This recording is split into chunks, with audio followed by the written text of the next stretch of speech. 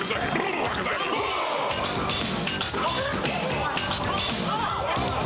you might pray to God, y'all, but I like Lucifer best of all. Sunday school is a place for fools. It's hot in hell, but the devil's cool. Don't keep Satan waiting. Don't keep Satan waiting. So don't just sit there, join the club. Sell your soul to Beelzebub. Hey, it is I, Count Jackula, your favorite satanic streamer, here again to let you know that the sin is in. And today, sitting with us just a little bit is Louis Luvog of Atop the Fourth Wall, also known as Linkara. We worked together at Channel Awesome for a little bit, and it's been a while since we've actually even had a chance to chat with each other. So how you been doing, man? Just fine. I just am looking at the picture you chose for my image here. It's like a candid moment of me yelling or complaining about something. Yeah. But oh, that's beautiful. How are you doing, Jack? Oh, I'm doing fine. You know, I've been keeping busy with the tabletop role playing game concept, and man, lot of movement on that at the moment. So that's pretty exciting. You know, for those of you who don't know, which I'm sure is like nobody, I'm sure I've told all of you in the chat that I'm working on a game called Babylon, and it is a love letter to gory and erotic horror movies in sort of an action setting. Though it is a horror game, it's supposed to be kind of scary and upsetting, but it's all the stuff that I find to be scary, upsetting, and fun. Oh, thank you for the donation, Epiphany's Realm. Yo. He says he is a huge fan of yours. Oh, thank you so much. Man, you know, not to bring down the tone too much, but I went to a memorial service for my uncle today, and that was weird. Like, that was really odd because it was a very like typical memorial service. Like, people like got up in line, you know, people said they're like, you know, stuff about heaven and Jesus. And it was really weird because I'm sitting here going like, yeah, none of this is like, very little of it is like personal stuff because most of the people he knew he was in business with. And so it's all sort of like, yes, and then we did this business project and this business project. And I'm like, oh, great. I got to sit and listen to this for 2 hours. Oh, geez. Oh, well, it is what it is. What are you doing these days? I'm doing lots of stuff. Still doing Atop the Fourth Wall. Still doing History of Power Rangers, though that's mostly just re-releasing old ones, considering the show is on hiatus right now as they try to as Hasbro tries to figure out what the hell they're doing with it. I know, right? Like, Hasbro is not in a good position at the moment, not as a company overall. It was doing great, and then it wasn't. Yeah.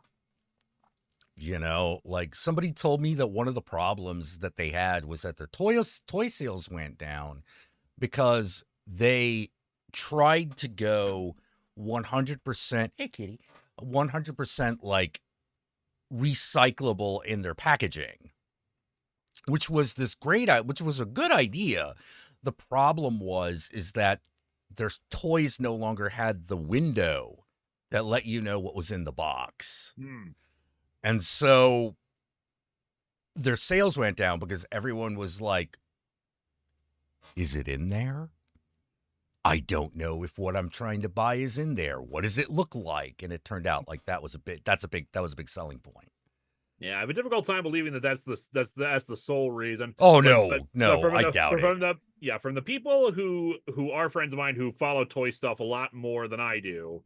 Because most of the toy stuff that I've collected over the years has been like role play toys, Power Rangers, Morphers, that kind of thing. Now I got a 3D printer and I can make my own. But from what I hear, a lot of the problem is, yeah, as Cat Herman's pointing out, the Magic Gathering stuff has been bad. Oh, that was such a boondoggle. But also, just like they're not being as innovative as they should be. Like we really need another Beast Wars, just something radically different from what we've had before and instead of just releasing Optimus Prime for the 50 gajillionth time. Yeah. We need, like, I thought I was really hoping that what they would do is that they would have, like, the separate lines and then add a new one. You know, like, here's our G1 inspired line, here's our Beast Wars inspired line, and actually, like, keep developing for it. Yeah. You know, it's sort of like, okay, here's some vehicles that we didn't put in G1 that maybe should have been there. Like, you know, here, have have an Ankylosaurus Dinobot or something. Yeah. You know, and with the Beast Wars, it's like, no, just keep going into other animals. Make sure that they feel like the Beast Wars stuff. Yeah. And I then will- do whatever Go ahead. new Transformers thing that they actually wanted to do that was somewhat separate from them. I will say that like, as a casual Transformers fan, what almost got me to buy some new stuff was when they had this dinosaur, this kind of quasi skeletal dinosaur line, which like it was this very cool concept where like the Transformers were just like into dinosaur skeletons. They're like, oh, these things look badass. But the problem is, from what I hear, those things are designed mostly to be like, you know, they can transform in their own thing, but they're mostly designed to be like armor and weapons for other Transformers. Yeah, I didn't like that part because I'm like, It's oh, like, no, yeah, man. give me my own thing here. This is like a cool idea, you know, quasi not exactly horror inspired, but like, you know, a dinosaur skeleton is, you know, toy is very cool to have, and I can imagine some Yeah. fun transformation stuff you can do with that. Yeah, they did a very small, like 4 or 5 figures of Junkions, like new Junkions. Uh-huh. And that was pretty cool. But like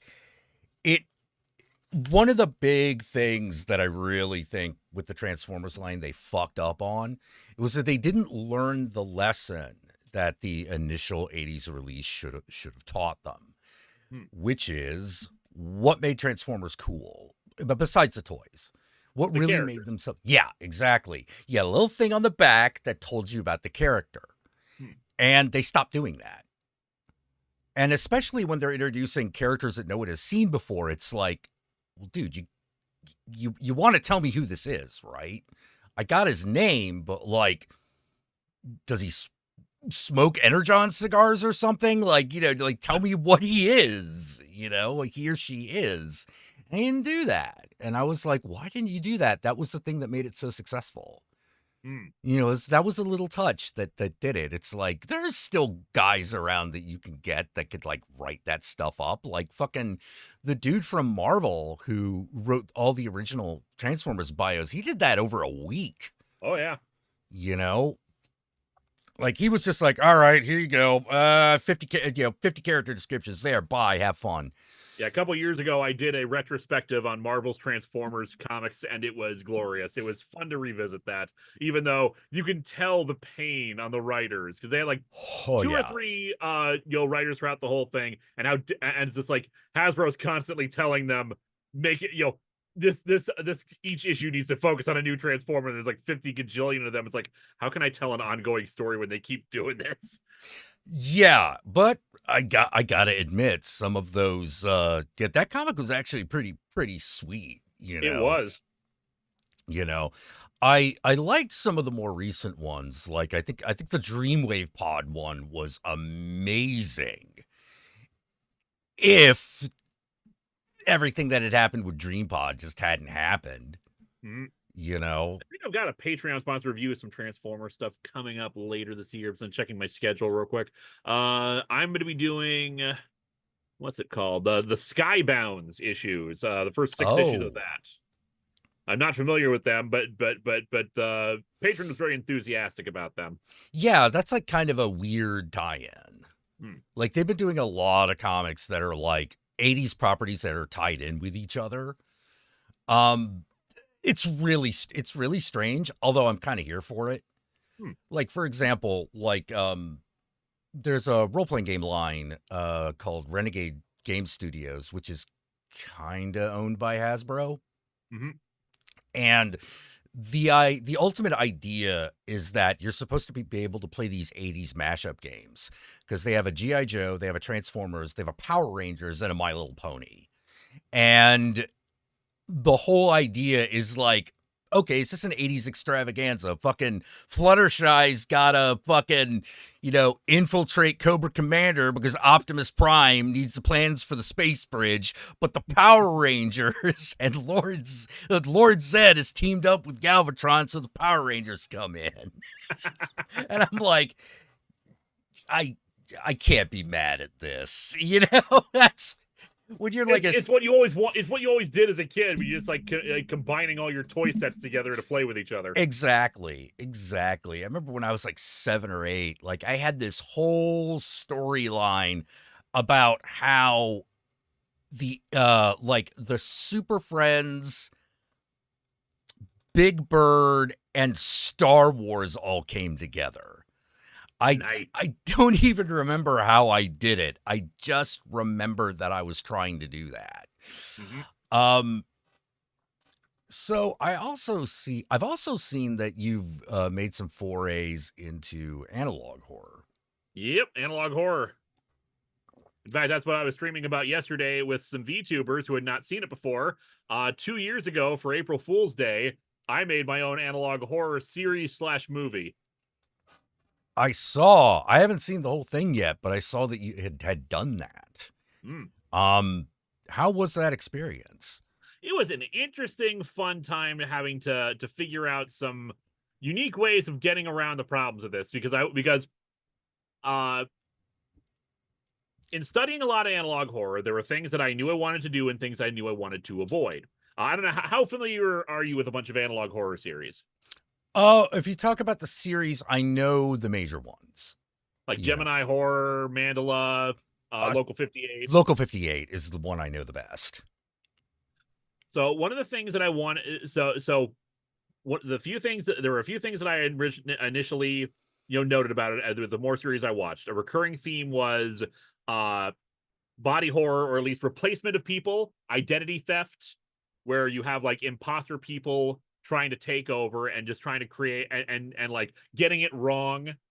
It's always like it's a good horror thing because that uncanny valley of a human that looks just off enough. Yeah.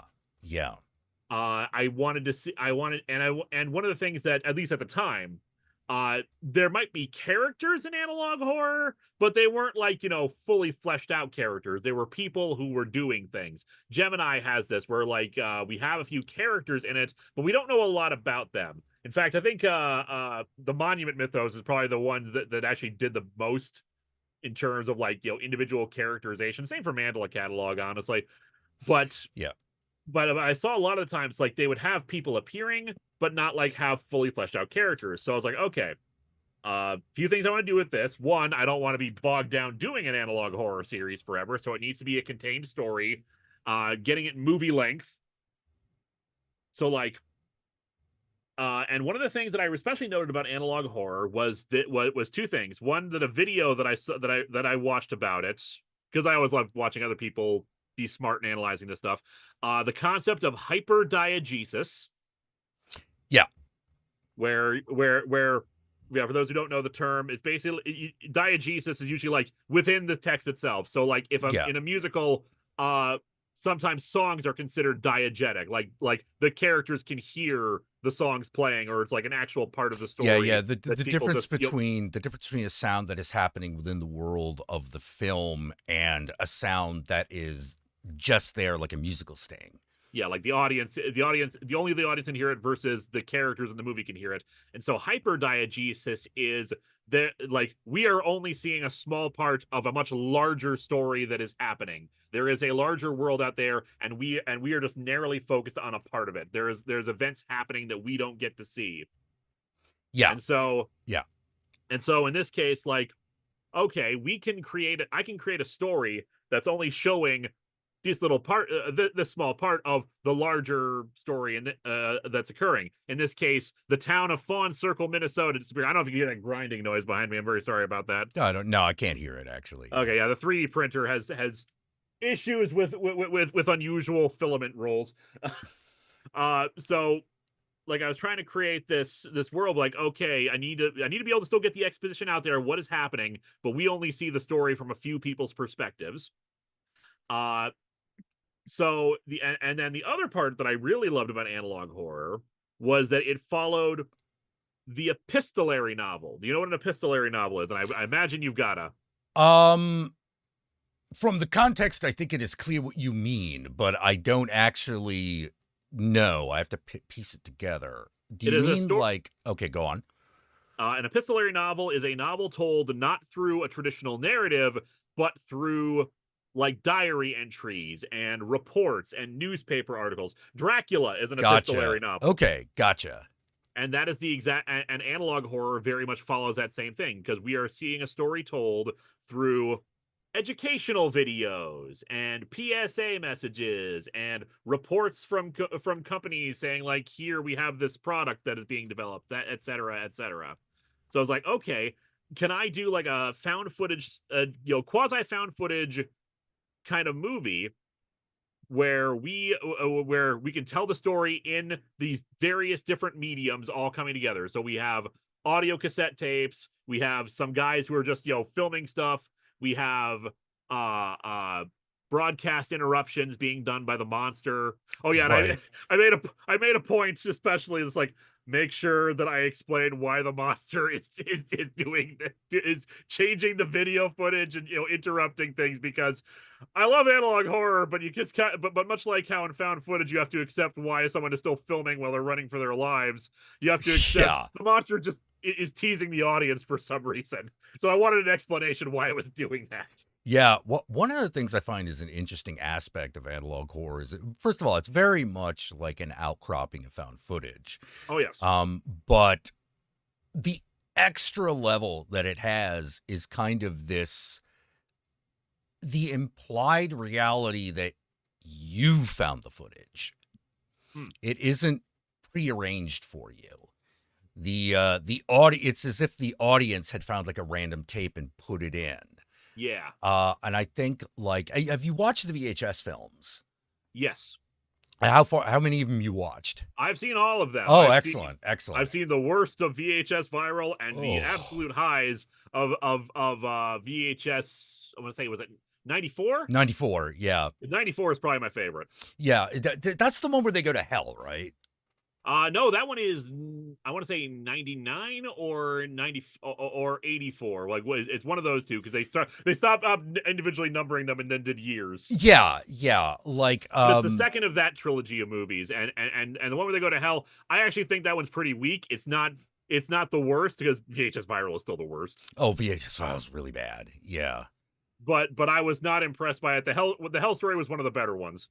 Yeah, I like the hell story because, like, they gave you this character to really latch on to, Mabel the Skullbiter. Yeah. And you're just sort of watching this actress just go nuts.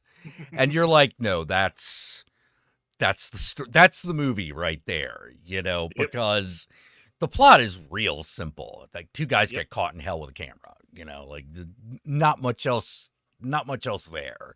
Yep. So it worked that we had this outlandish character to follow, that was leading them around. So we're kind of following her with them. But yeah, analog horror is really, really interesting because I find myself going, you can really only do this concept now.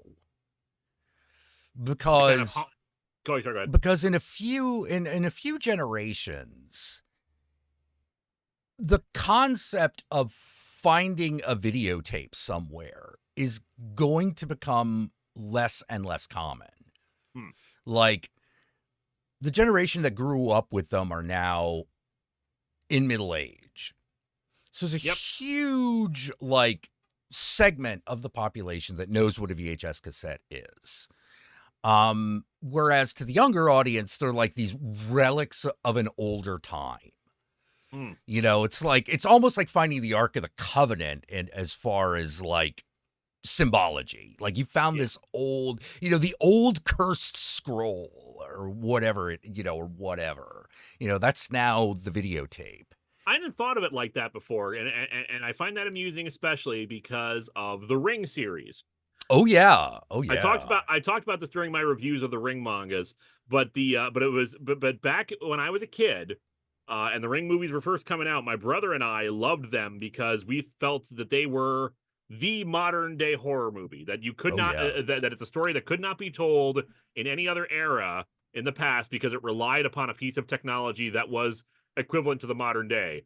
And of course, now they're retro because the technology has gone that direction. And it is fun like that, because when we had Sadako versus Kayako, that image of the old worn out VHS tape Yeah. that was clearly like cracked and old and broken, and like you say, it's like an old scroll, Yeah. discovering some ancient piece of knowledge or cursed item kind of a thing. Yeah. Yeah. Like in how in a love, or how like in a Lovecraft story, it's like old letters or a diary entry or something. Although now like you that. just suddenly created this wonderful image in my head of someone trying to do a horror movie with cartridge vision.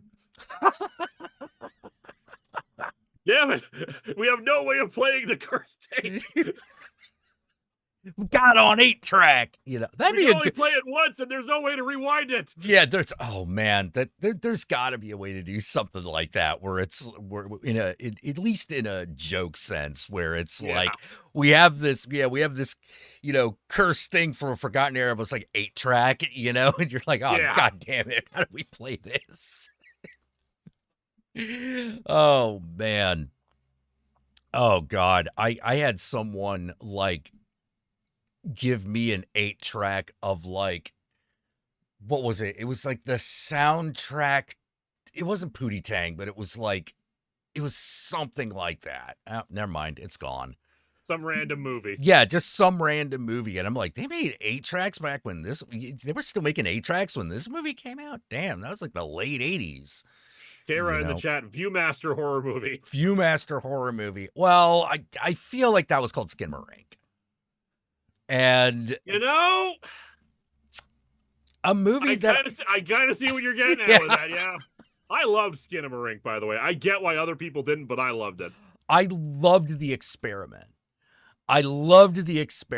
but as a film, I was like, there's a lot here to admire, but it's not a good movie. You know what I mean?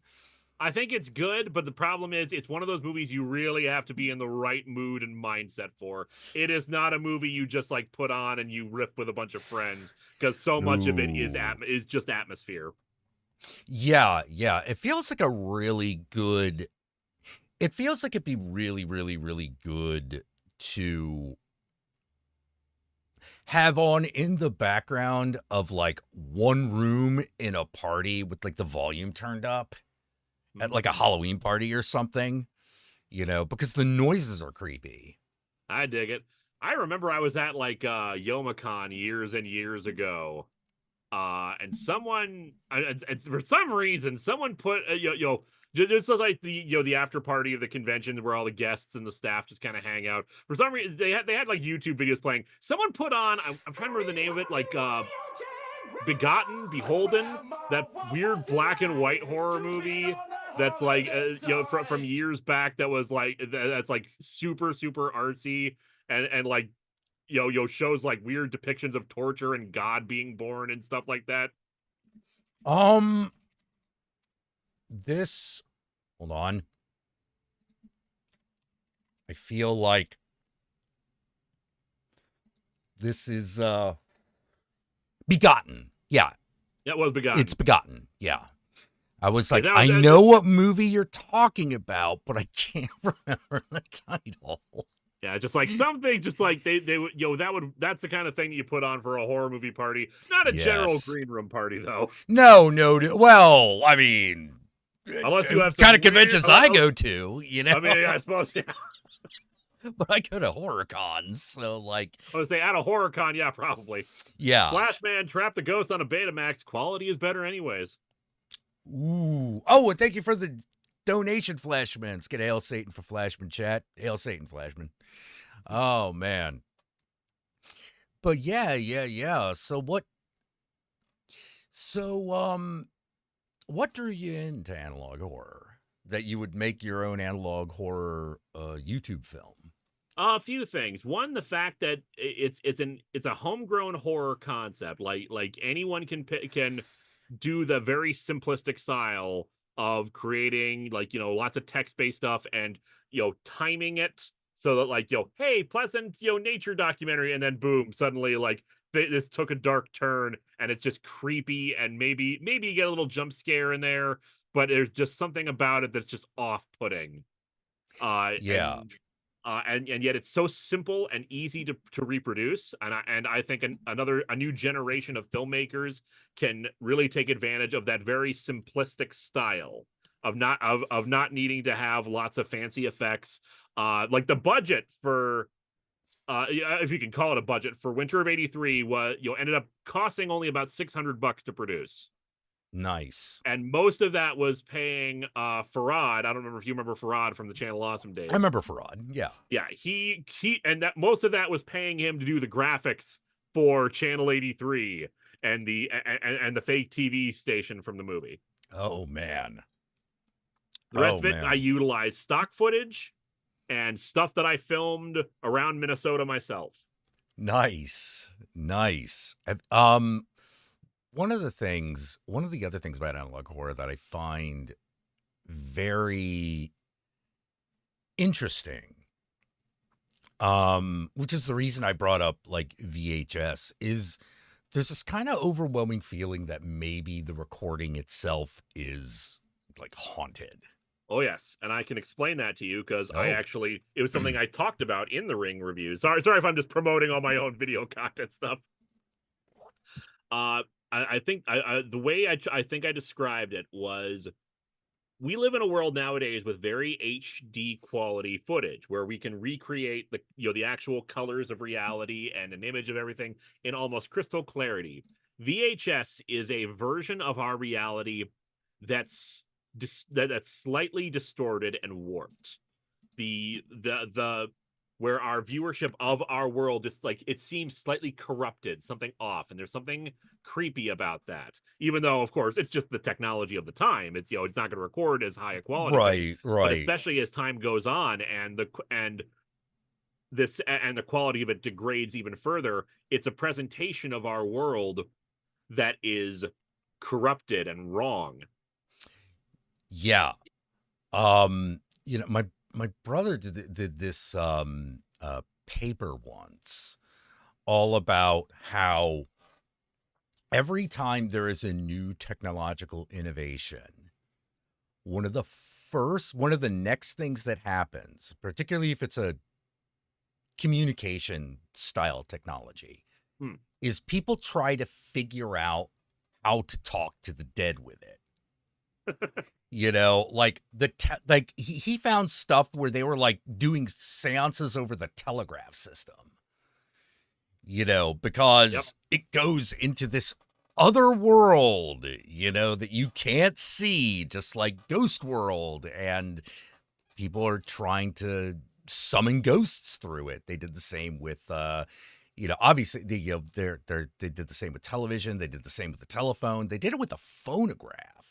They still do that these days with like radios and white noise. And white noise, yes. Like I think professional ghost hunters still like keep around like radios and everything like that, just in case something is picked up on a frequency or a band. Yeah, that maybe the dead can communicate through. Yeah, and if the association is strong enough, it starts to very quickly pass into mythology.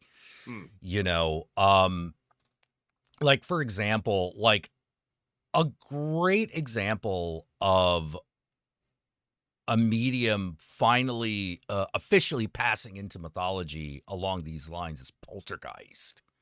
Oh yeah. Where all of a sudden the television could now suck you into another world. Which is not something that had really happened before, which is not really a story anyone had really told before, at least not to a mass audience. Yeah, I'm trying to think of like if there had been other movies like that. If there were, I'm blanking on them. Maybe in like an Outer Limits episode or something like that. Just some anthology shows. It's like, oh, the television, you get sucked into it. But even then, it's not like the imagery of it. Of like, you have something like Carol Ann putting her hands on the staticky TV. You don't see, you didn't have that in those shows. They just kind of like woke up in a television show or something. Yeah, exactly. Like we didn't actually have like the visual fictional evidence of watching that happen, whereas in Poltergeist we did, and so boom, there you go. And like computers got really came into their own in the 80s, and that's when all of the computers are magical and summon demon movies come out. Yep. That was virtual reality. Virtual reality. They did that in virtual reality too. Yeah, when that happened. I keep ended up reviewing material that does that. Just like virtual reality is another dimension. And it can invade our own world. It's like, you have no idea how the hell this technology works, so you think it's magic. I know, right? Because you're like, yeah, if you ever use it, you're just sort of like, I don't understand how that could. You have to not know virtual reality in order to get that to work. What was the Arthur C. Clarke quote? Like, any advanced form of technology is indistinguishable from magic. Yeah, any significantly advanced form of technology is indistinguishable from magic. And there's a lot of that going on. I think the first of the they did Computer is Evil, but I'm trying to think of the first time like a computer actually had like magic powers, and I keep coming up with two movies. One is Evil Speak, the other is Weird Science. I know of Evil Speak. I've never seen Evil Speak. The other one I was thinking of was what's that one? What's that weird anthology one? That had like that one guy with the computer on his wrist that he like fought like some wizard. Oh yeah.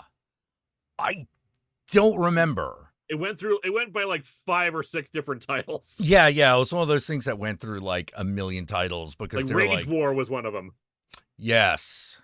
Even though there's not really a war and there's not really much rage either. Yeah.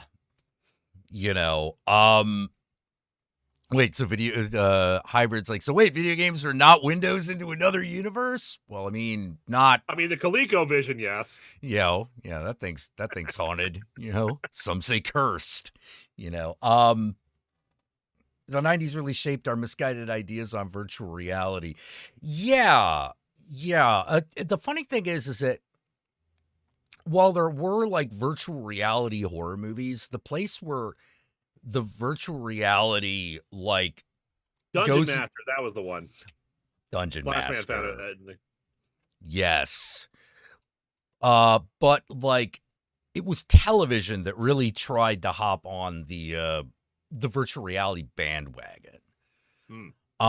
There are a few movies, like most notably Virtuosity and The Cell. I just reviewed Existence, which was the one that David Cronenberg made in 1999. Yeah, or was it 98? One or the other. It was just before The Matrix came out. Yep. But that was a little late in that cycle. Like by the time we get to Existence and The Matrix, like they had figured out how to actually make that story work. But some of those other attempts are the most amusing because you're just sitting there going, okay. That's not at all how this works, but sure. Yeah, like my favorite of the I don't understand how this villain works, this is nuts. But I love the movie anyway is Shocker. Never seen Shocker. Oh wow. Okay. It's about a guy who dies in the electric chair, and so a demonic pair of lips comes out of a television and gives him television powers. Okay, I recall hearing about this, and I think I saw trailers for it, but I've never actually seen the whole thing. Yeah, it has the guy who was the boss, the FBI boss in the X-Files as the main villain.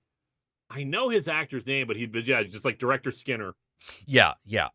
Director Skinner plays the bad guy in that one.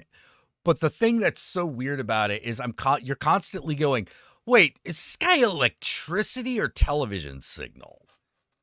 Because sometimes he's traveling through electrical cords and you're like, that's not the same.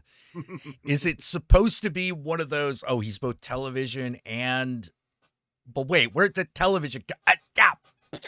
you know, like it felt like two concepts got squished together and they never quite perfected it. So it's this Frankenstein movie. Much Or they like, didn't understand the technology and just assumed they were the same thing. yeah, but I think it was more one of those things where they had two different ideas and so they just kind of did both of them. You know, kind of like Deadly Friend. Yes. You know, like I really like Deadly Friend, but that movie is a mess. Yeah. It's like a great collection of practical effects, but also and some freaky deaky stuff. But at the same time, it's like this is kind of goofy. Oh yeah, yeah. It's because like that this happened to Wes Craven a lot, where he wanted to do one type of movie and he starts making one type of movie, but then the studio demands changes in the middle of production. Yeah. And like Vampire in Brooklyn was like that. He straight up wanted to do a comedy with a vampire. You know, that was supposed to be a straight up comedy. That's why he wanted Eddie Murphy. That's why he got John Witherspoon to be one of the writers.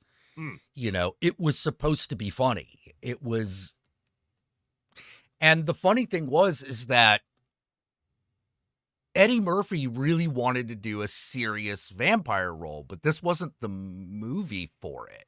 Yeah. But they changed it anyway because he was the star and it didn't work. And there was all this stuff about like, well, there's never really been a serious black vampire role. And I'm like, wrong. Yeah. Blackula. It's just got a ridiculous title. I'm trying to remember, was Vamp before or after that? A Vamp was also before Vampire in Brooklyn. Which I was like, the Grace Jones, remember that? That was pretty good. Yeah. You know, like that's a fabulous one. Like that to me was up there with The Hunger. You know. But memories are short, I guess. Yeah. You know, so if you want to, my quick capsule review of Vampire in Brooklyn is whenever it's just a comedy, it's great. Otherwise, it's just watching Angela Bassett try to act down to late 80s early 90s Eddie Murphy's level. And the difference between those two ability levels at the time is never more obvious. You know, because Angela Bassett's just like acting rings around Eddie Murphy, and you're like, ooh, like she's doing so well, it's actually making him look bad. You know? Yeah. You know, and then there was, but I think one of the biggest travesties that Wes Craven had was Cursed, which was his werewolf movie.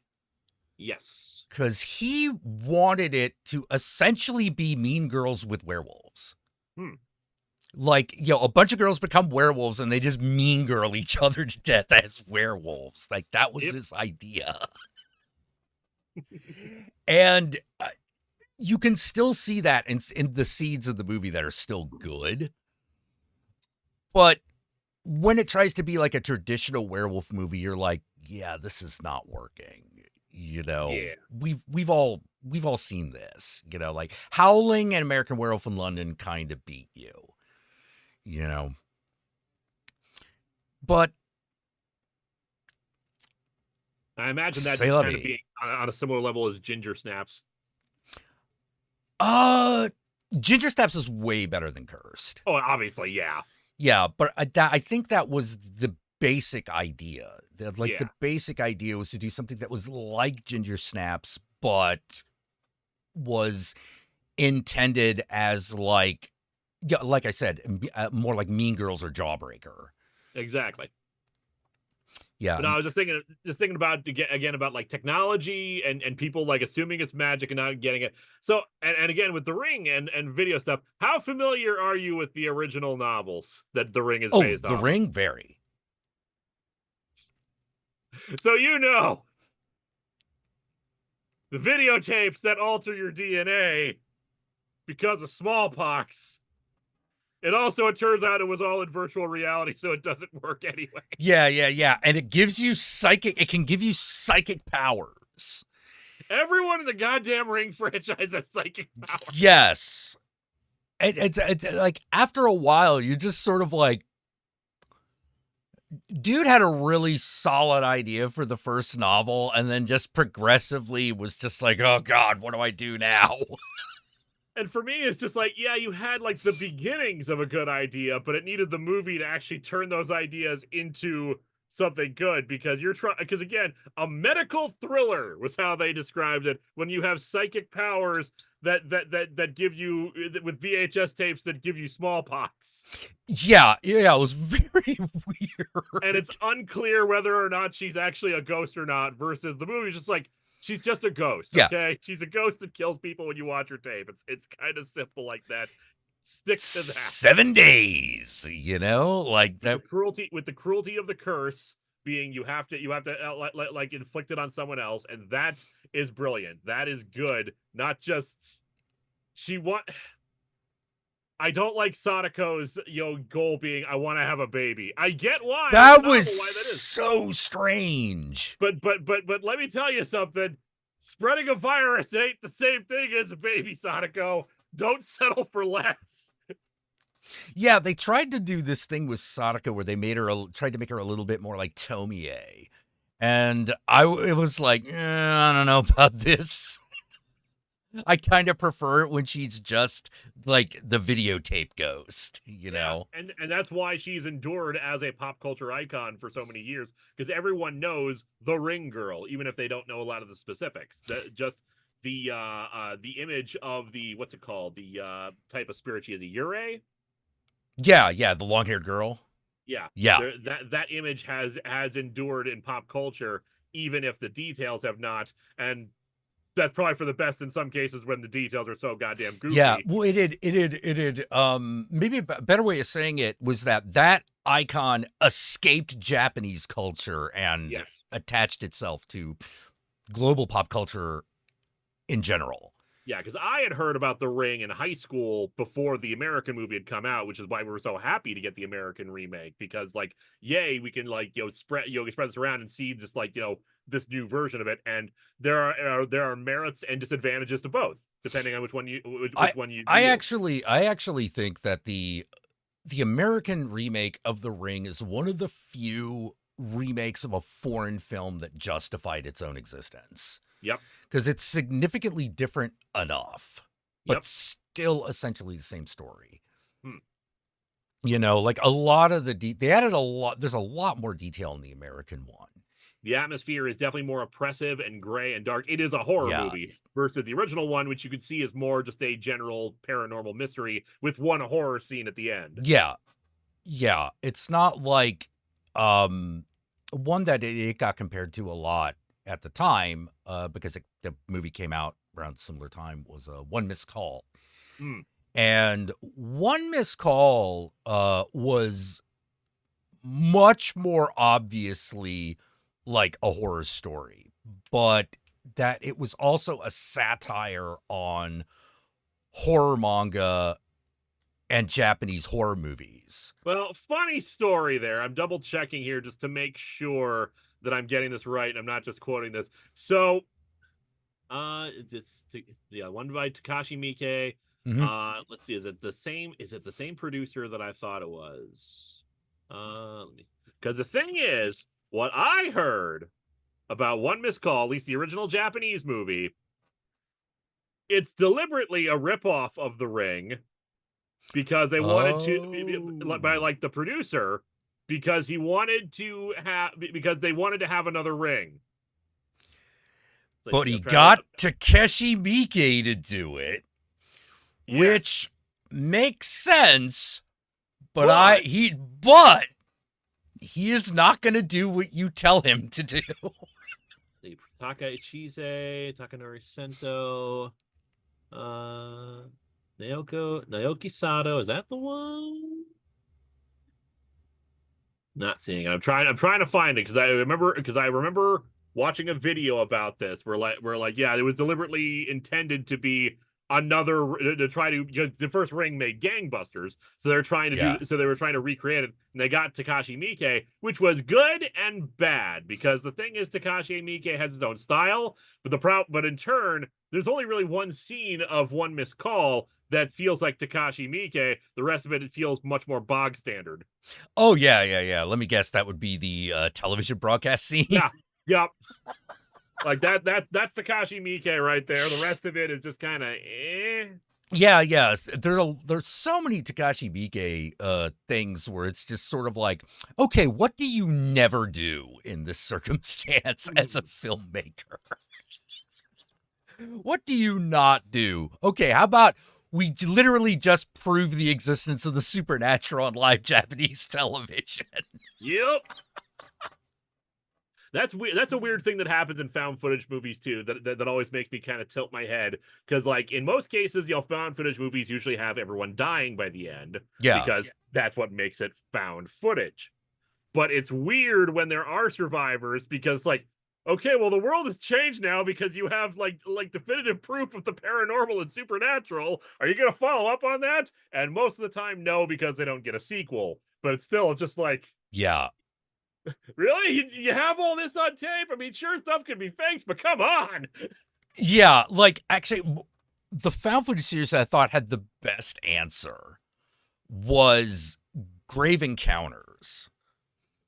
Like, you've seen Grave Encounters, right? I have, and I hate the sequel. The sequel. Have you seen the third one? There's a third one? There is a third one. It completes the story. 1 second here. When was there a Grave Encounters 3? Yeah, there's a Grave Encounter. Yeah, there was a Grave Encounters 3. Because I'm only seeing. Yeah, I only see and Wikipedia's only listing off the sequel from 2012. Really? Hold on. Because the one I'm thinking of that actually completed the trilogy properly, that was Hell House LLC. Hell House LLC was really. I haven't seen the latest one, but like the three previous ones were really good. The latest one is okay. It answers a couple of questions that we had in the original that we didn't really need answers for, but I feel like it didn't go far enough that it could have. It was. I know what you mean. What it was okay, but it could have been better. Yeah, like the only way it could have gone better would have required a bigger budget than they had. Yeah, because it would have actually required, like, you would have had to have actually like seen a demon and angel, fight, which would have been amazing. Yeah. But figuring out how to do that on the cheap is hard. I do love the world, and Hell House LLC. I a few years ago I actually started a new series that unfortunately I can only do once in a blue moon, called Late Night Double Feature, where I take a look at like two horror movies, do some light comparisons, but usually it's just like we're following on a theme here. And so I did an episode on the Hell House LLC trilogy, and it's fun because of all the world building in the movie. Because especially in the sequels, where you realize like, okay, people claim that a lot of the video footage they have is fake, but it's also that kind of thing where people are like, daring each other to go inside and record it. Yeah. And you're not, and the world around you, the technology is sophisticated enough that it could be faked. Hence why there's, disbelief about it. And I like that. Yeah. Like, anyway, I think, no, it looks like you're right. It looks like there are only two of them. For some reason, I in my head, I put them into 3 movies. I think it's because the second one kind of starts over again.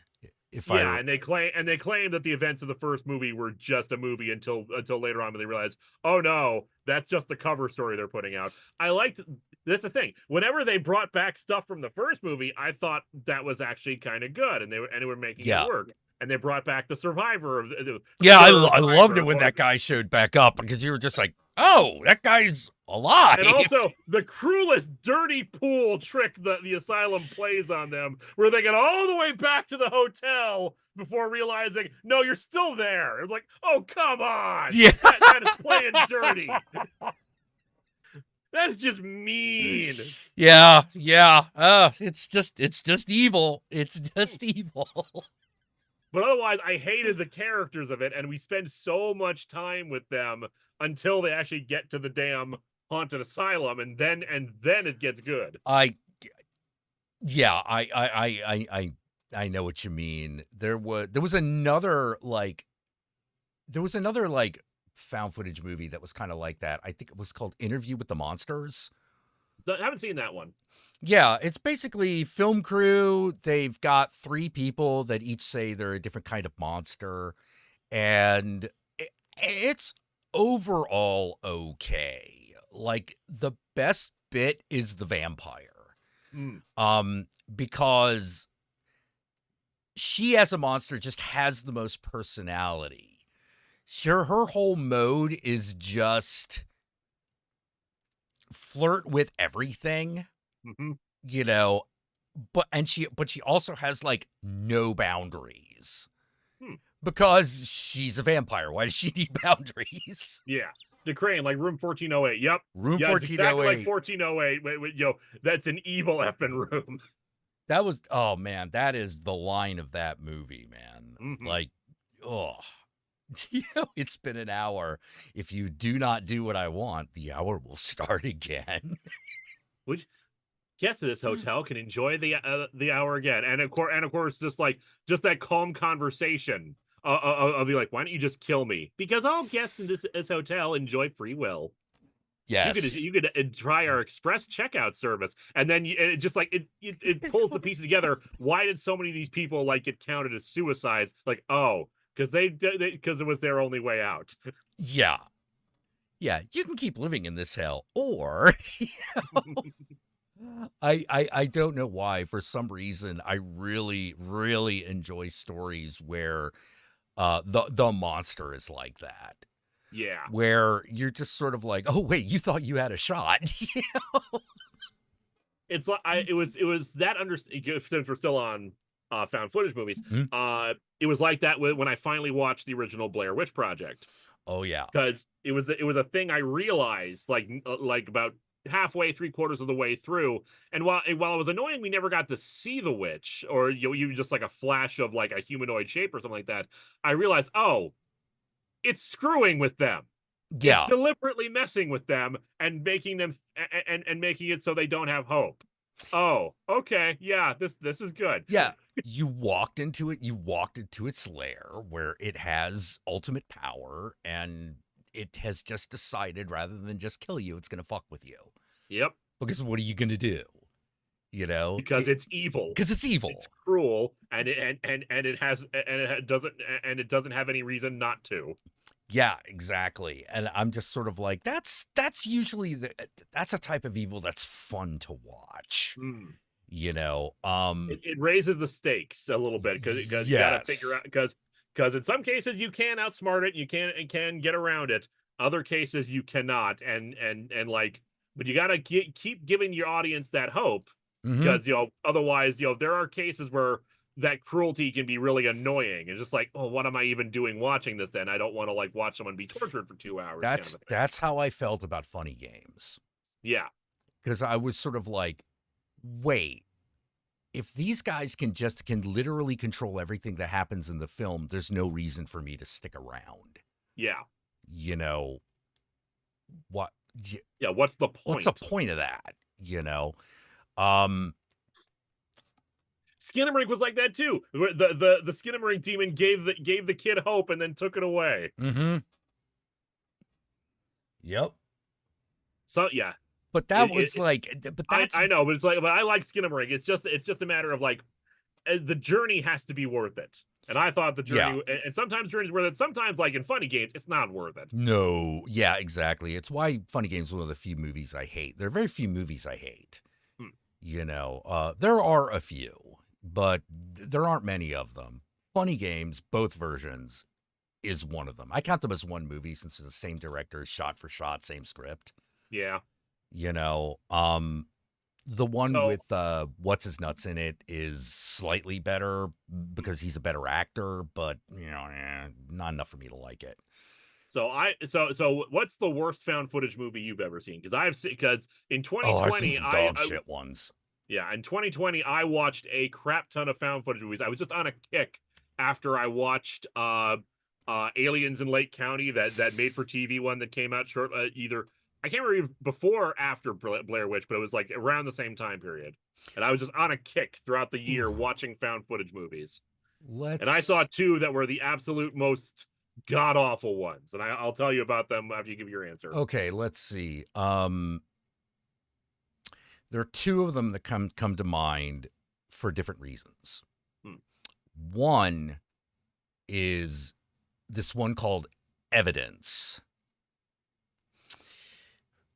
because nothing makes sense. It's one of those movies where they just throw shit at the screen, and it's kind of like Halloween Horror Nights, where like they're running through at the end they run through an area and a bunch of shit happens. It turns out it's aliens, but there's no consistency to what the aliens do, and it's just sort of like, oh, it's aliens.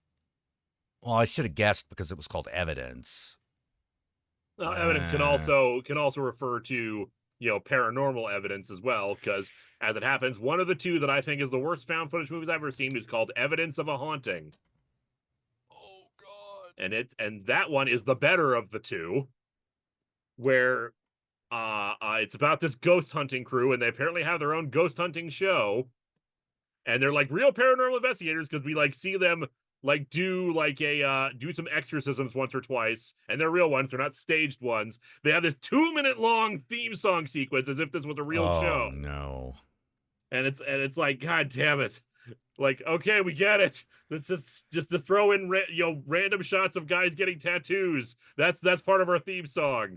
And then we have both a Wicca, we have a Wicca lady and a Catholic priest who does the exorcisms for them, and the two actually hook up and they survive in the end. So I'm kind of down for that. Yeah. You're like, okay, that was one good thing about it.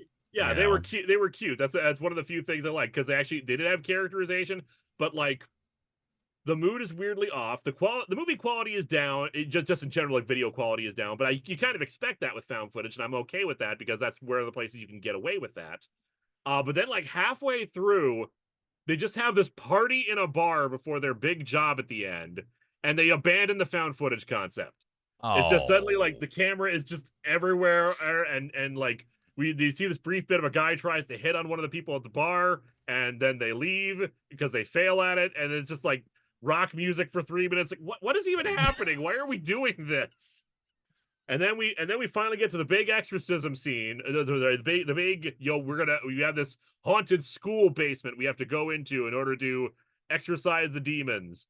And it's like, okay, we have this device that allows us to talk to ghosts, but first we need this 10-minute long sequence of the Wicca lady and another woman going down through some corridors and pipes, because I can't even remember the reason why they were doing it. Like they sensed a presence or some crap. Gotta go in the steam tunnels, man. Yep. And then nothing happens. It's not like they're pulled into the dark or something. It's just like they went to find the steam pipe ghost. It's like, okay, let's turn around now.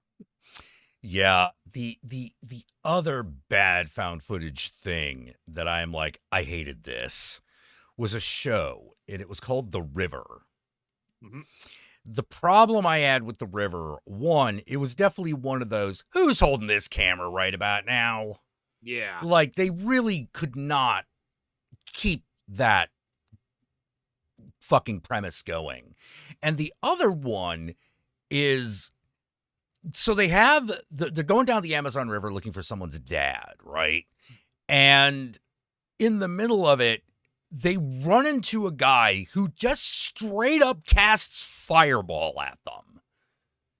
Like, he literally summons fire out of nothing, like he's a fucking wizard. And I'm like, okay, this is getting interesting. And then the very next episode, like, the main character is suddenly like a complete skeptic about everything. And I am like, you just saw a guy cast fireball at you. A tree fucking ate a dude, and you watched it on camera turn into him. What happened here was a miracle, and I want you to acknowledge it. Yeah, and at that point, I was like, what the fuck? Did they air these out of order or something? Oh, fuck this, And the absolute worst one I saw is a movie called Incident in Montauk. Now, how familiar I are haven't seen. I know a lot about Montauk, but I haven't actually seen that film. Oh boy. Okay, so I'm gonna recreate the experience Oh of no. Incident at Montauk for you, at least for the first half hour or so. So I just saw something weird in the sky. I didn't get it on tape. Um, so I guess I'm just gonna go home. Wow, I just woke up from a dream, and like no one believes me at work that I saw aliens, and like something weird is happening in Montauk. So I'm gonna go out there.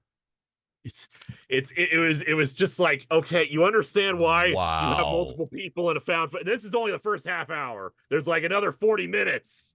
Oh So like God. you understand why you have other people to talk to in a found footage movie, so you don't have somebody waking up and saying just like, man, I had a weird dream. I was being chased by aliens and monsters from the id. And you know, they talk, and of course they have like brief scenes where they go online and they find out about, you know, the Montauk, you know, the rumors about Montauk and all that stuff.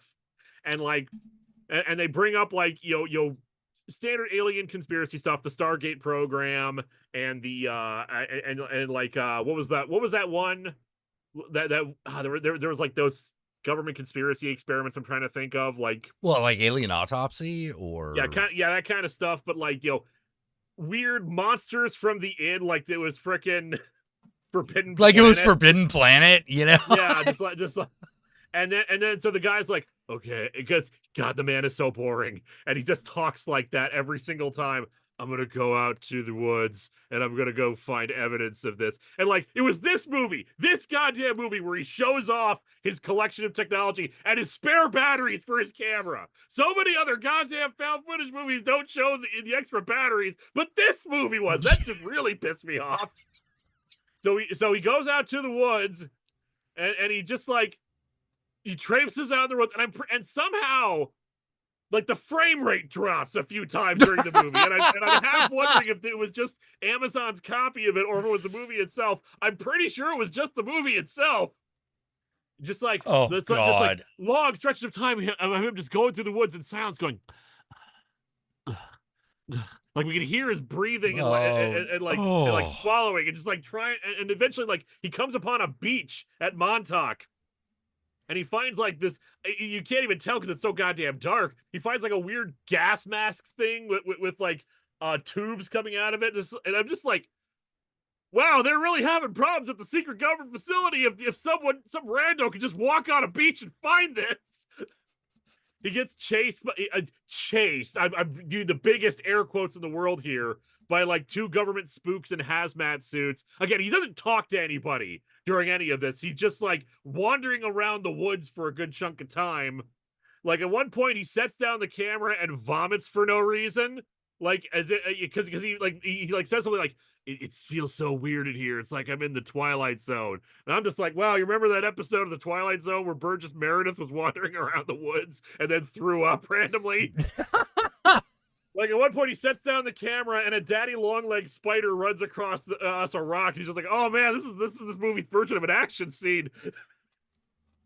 And so, like 5 goddamn minutes from the end, and the 3 minutes of end credits, Oh my. there are more producers on this movie than there are people in it. Suddenly, we finally get some lights in the sky.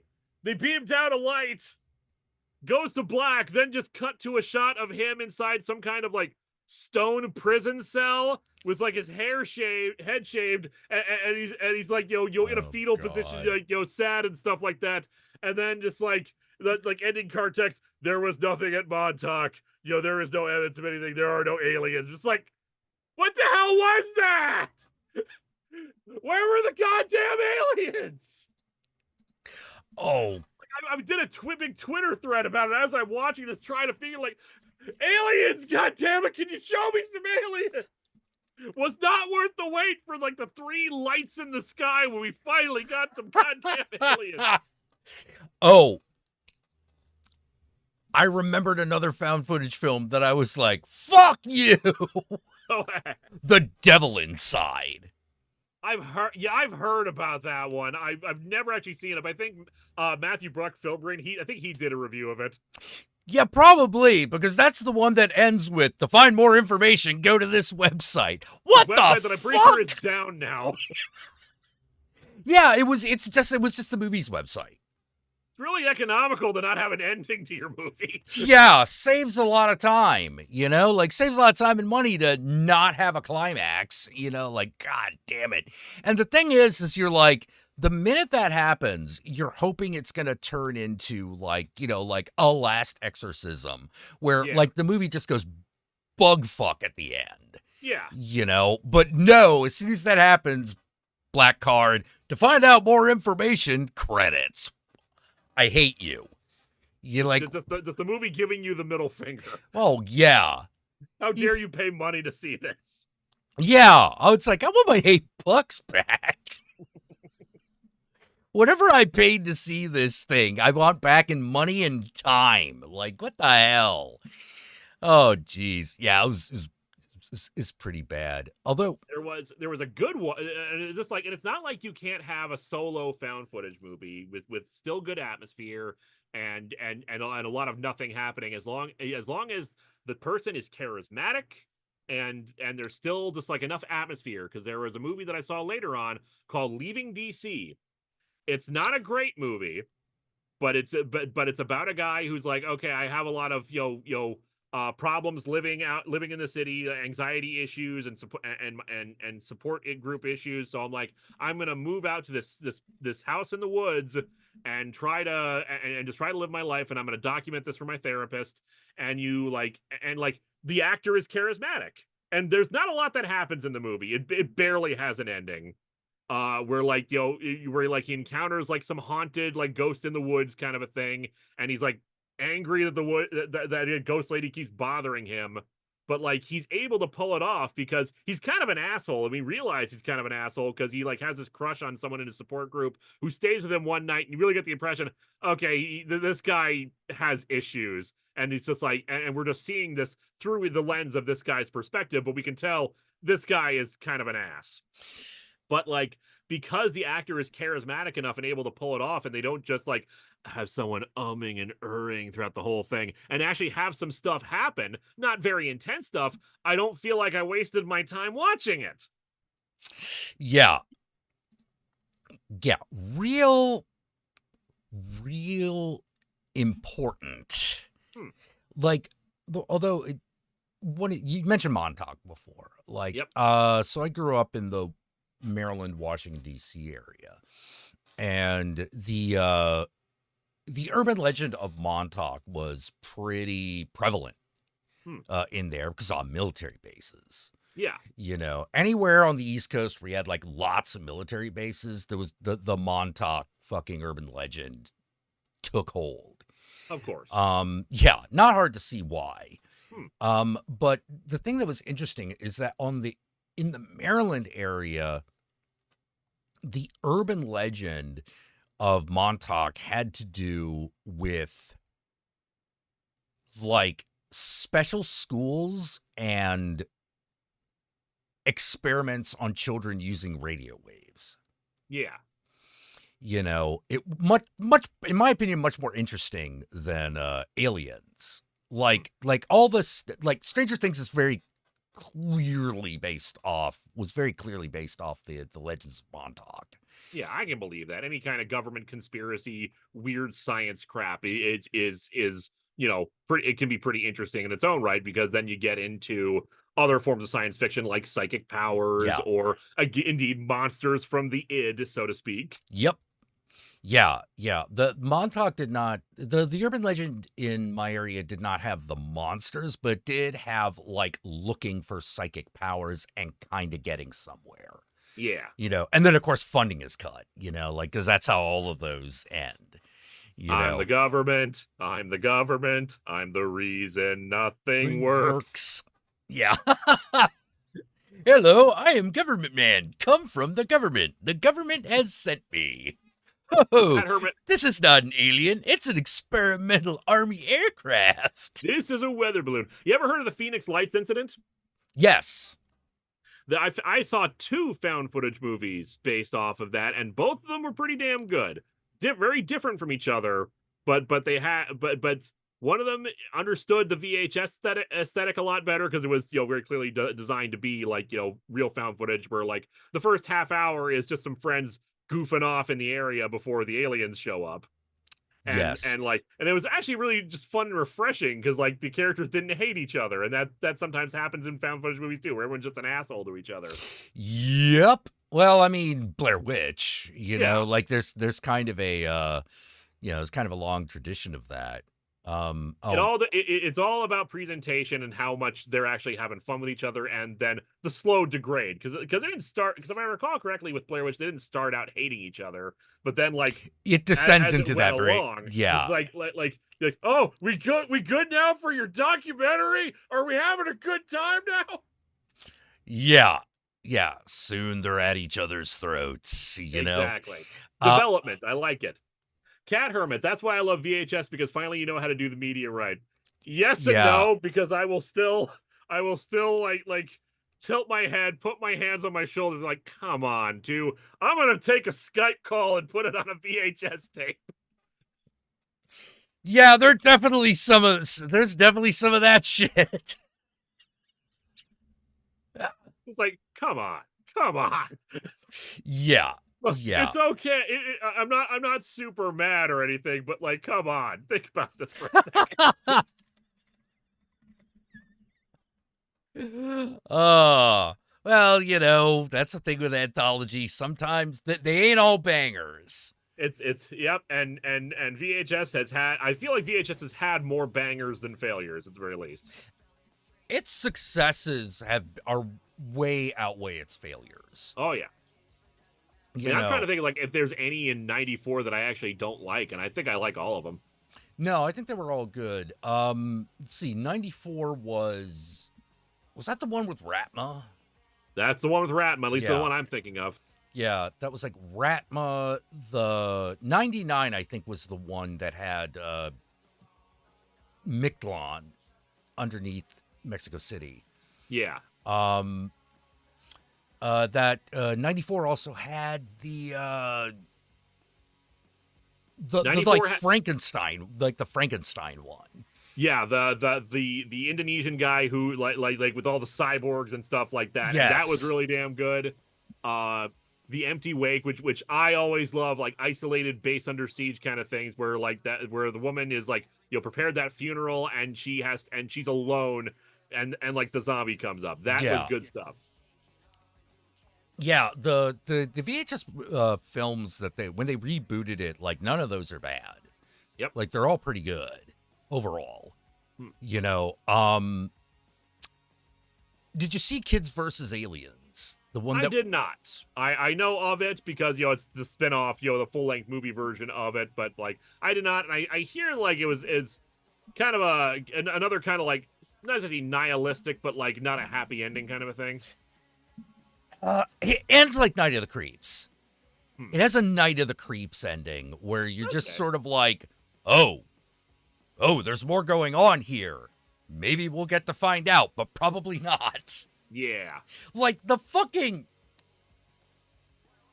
it's one of those movies where, because it goes buck wild at the end, you don't question the fact that, like, for example, there's a He-Man sword in the damn thing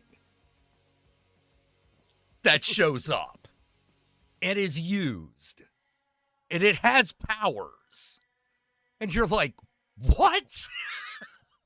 Oh, well, I just saw all this other crazy crap. Might as well just roll with it. Why not? But no, the movie is actually super fucking fun. It's one of those movies that has a very cookie cutter, like, kind of bratty old younger brother and sister are mad at each other, like kind of hijinks. Yeah. Like very, very standard. You see how each part of that is going to go. Hmm. The real creativity is the film is what they add on top of it. Mm-hmm. You know, so if you're like, yeah, there's going to be a scene where he takes a prank too far. Okay, she's going to lock him out of the house, and that's when the aliens are going to attack. You can see that stuff coming a mile away. Yeah. But when the aliens actually arrive, that's the moment where you're like, what? I knew aliens were going to arrive, but once we get into the ship, it turns into a different movie. And Speaking it's of- a lot of fun, and it has one of the greatest bullies in a movie ever, because it's one of those bullies that's just over the top evil. Oh, geez. Yeah, speaking of pranks gone wrong, I decided to look up again, just like, because I knew like at least one or two of the segments of VHS 99 I liked, and I actually really like Suicide Bid. That's the one with the college freshman who's like trying to get into a fraternity and they bury her alive. Yes. Like, that one was good. I really liked that one. I liked how it ended. I thought it worked really well. And then like Ozzy's Dungeon, which was the Now here's the thing. I like it in concept. Execution is iffier to me, partially because I know too much. In this case, obviously they're parodying Double Dare. Yeah. But the thing is, one of my favorite channels is a channel called Pop Arena, which does a show called Knickknacks, which looks at every single thing that ever aired on Nickelodeon, Oh, a lot of the God. weird, obscure stuff, and tries to get into the history of it, and like trying to interesting history and like relationships, societal things going on at the time, why something would happen. And he did an hour-long episode on the Double Dare franchise, and like Double Dare was very, very, very, very careful trying to make sure kids did not get hurt or potentially harmed, because like they cared, they wanted. It's like, so like Ozzy's Dutch, like kids are breaking their legs and like suffering horribly. It's like, oh, that's I don't think this show should. This show wouldn't have worked. Yeah. Yeah. The overall execution, yeah. I like the concept of it. I think it's great. I think overall it's great, but I'm still just like, I know too much. Well, oh man, speaking of things like Double Dare, did you see that documentary on Nickelodeon? That I did not, because from what I understand, it's very sensationalized. Not that it's wrong, but that a lot of the promotion of it and a lot of the things they talk about, and like they're interviewing people who had nothing to do with that era of Nickelodeon, and just like, oh, that seems weird. It's like, sometimes a cigar is just a cigar, other times it's actual emotional and physical abuse. Oh yeah, well, like the all of that is in the beginning. As soon as you're like in episode 2, it's all about the abuse, and it's all the people who either experienced it or were directly adjacent. Yeah. Like the guy who's on SNL now, whose name I'm spacing on. Kenan Thompson. Kenan Thompson, thank you. He was asked if he experienced anything like that, and he's like, me directly, no, but I know the other dude did. Yeah. But that's his story. I can't tell his story. Yeah. And of course, a lot of people got mad at him for saying that, and it was just one of those like, well, if dude don't want to talk about it, you can't make him. Exactly. And he's not saying it didn't happen. He's saying it didn't happen to me, which is how that shit works. Yeah. Unless it's happening to you, it is almost invisible. And it's not your place to tell this stuff, for other people. It's a victim story to do that. Yeah, exactly. So I was like, I can't be mad at Kenan Thompson, because he, didn't get raped. But yeah, they go into it. Where the sensationalism really comes in is that they really try to lay almost everything on the one guy's shoulders. Dan Schneider. Yeah. And that's where I was like, I don't know about it. You don't have enough to make that stick. Especially when some of the the physical and sexual abuse was being done by other people who worked Yeah. in Nickelodeon Studios. It wasn't him directly, and while he certainly was not a saint, Right. not in the slightest bit. Yeah, no, he's a piece of shit. Hmm. But not necessarily a child rapist. You need to be very specific. You need to be very specific about these kind of about the accusations and who is guilty of what. Yeah, exactly. You know, Yeah, so the Amanda documentary. Bynes stuff. I'm forgetting her name. Sam. I'm forgetting the actress's name, and she wrote a book about. She did a tell-all book about the abuse she suffered by her mother and her career in Hollywood. I'm forgetting her name. With So hi RILM, sorry for pronunciation. You're coming in at a fun time for Yeah. discussion. Yeah. Would that be Carrie? That wasn't Carrie Fisher, was it? No. Okay, like Drew Barrymore? No. I'm gonna look it up right now because it's driving me crazy. The other lady from iCarly. Oh, okay. Jeanette McCurdy, that's it. Yeah. She's in this documentary too. You know, Not surprising. Yeah. No. You know, Yeah, like because a few years ago she released her book to basically detailing her life and most of the abuse she suffered at the hands of her mother.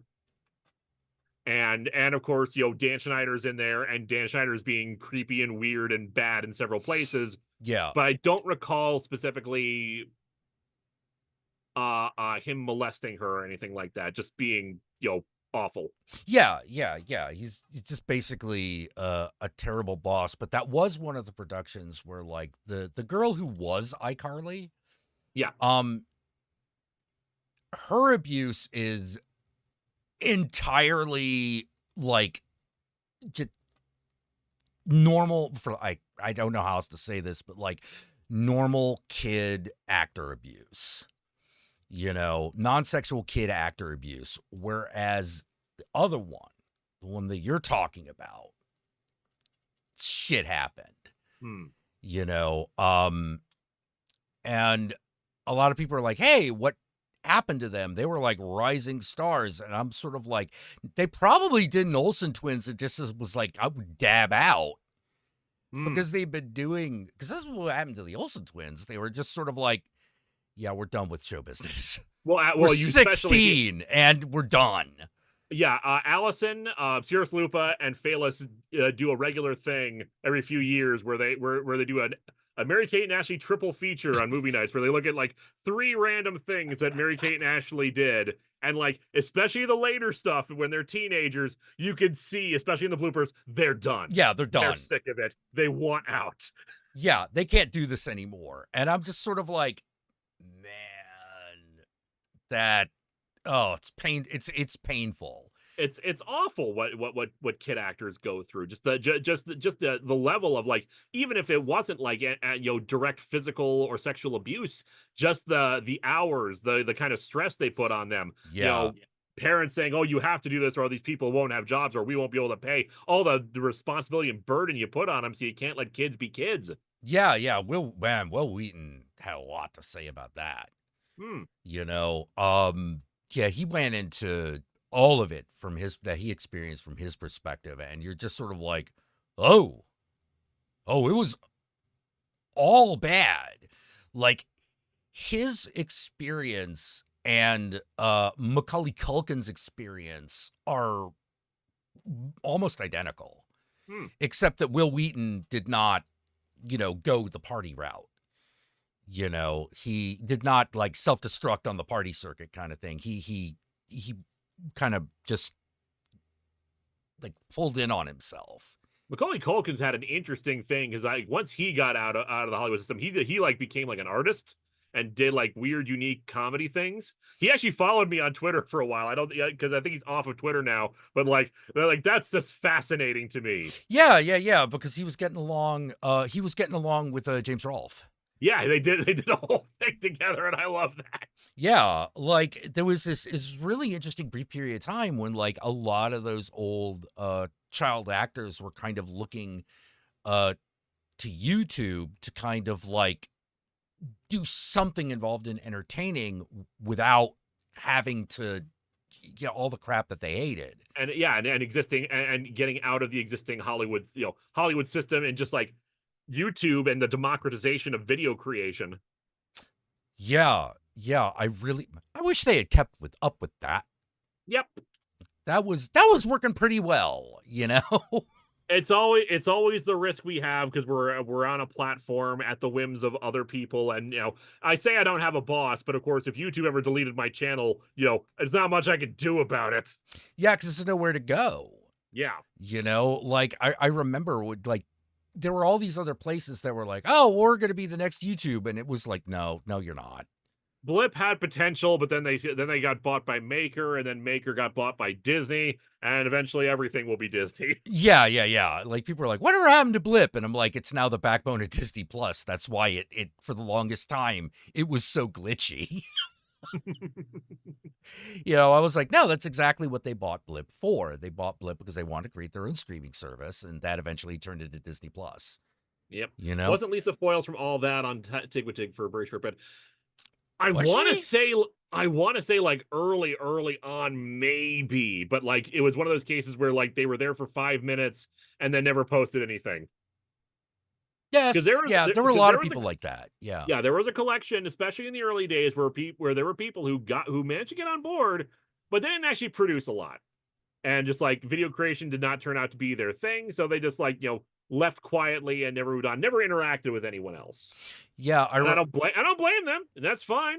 It's perfectly okay. Like I remember what was it? Little Miss Gamer? Like she made like 5 videos and then stopped. Yep, but although she has still interacted with Erod, who still does videos. Oh, okay. Yeah. And we had I'm trying to remember her name because she transitioned. She used to be Luke Mockery. Yeah.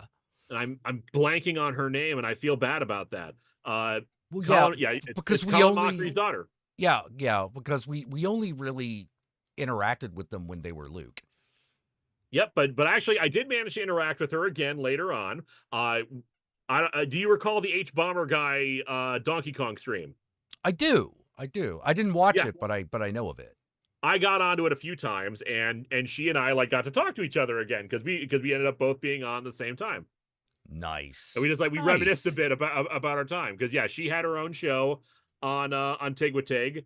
She tried to release more content, but just stuff changes. Our life direction just goes. Some people are cut out for making regular scripted content. I don't even know, Jackula, if you do regular scripted content anymore. Oh no, I don't. I keep thinking of it, but I kind of, how to put it, I put out videos like very irregularly. It was always once every 5 to 6 weeks. But what people didn't see is that 5 to 6 weeks was me working constantly. And I could only get them out to a quality that I was happy with at about that rate. And even then, that wasn't really enough to sustain it. Yeah. And I was always kind of hoping. Kindly. Sorry to interrupt you. Kindly, that's her name now. Yeah. And I was always kind of hoping that was why I was really excited when the Tigwatig thing happened, because I was like, hey, might actually have enough eyeballs at this point to make this work. But then the apocalypse happened. Yeah. And I carried a lot of the frustration of that period of time up until the point I stopped doing it. Yep. To the point where I was like, I gotta stop doing this for me, and I hated. I'm still mad that was the correct answer. It's like that thing in that dude says in 7. I know I made the right choice, but I wish I could have made a different decision. Yep, I get that. Some people, it's just not it's a fun thing. It's a great thing. I love this job. I don't want to trade it for anything in the world, but it's stressful. You need to be consistent, and even I have consistency issues these days, sadly. Well, maybe now, but I'm like you're consistent as all get out. From 2008 to 2016, and I know it's 2016 because I can pinpoint the exact time that everything fell apart for my schedule, and it was the Blue Beetle retrospective. For some reason, after that, I was never able to be like consistently get my videos out on time. Since then, I don't know what it is, but it's hard for me to get back into doing it again. I still do videos, obviously, and I'm working on one right now. Right. But it's like I used to be able to get it out Monday on the dot, on the time. Maybe if it was a really long one, or if I had a really busy week or something, maybe I could do it. But nowadays, it's just like I can't get it out anymore. Vika will tell you it's because like I have more of a social life now. I'm doing more stuff with her. I'm doing stuff with my family. I'm doing multiple different projects. I got my 3D printing hobby that eats up a bunch of time. Yeah, but I think honestly the focusing on personal relationships, that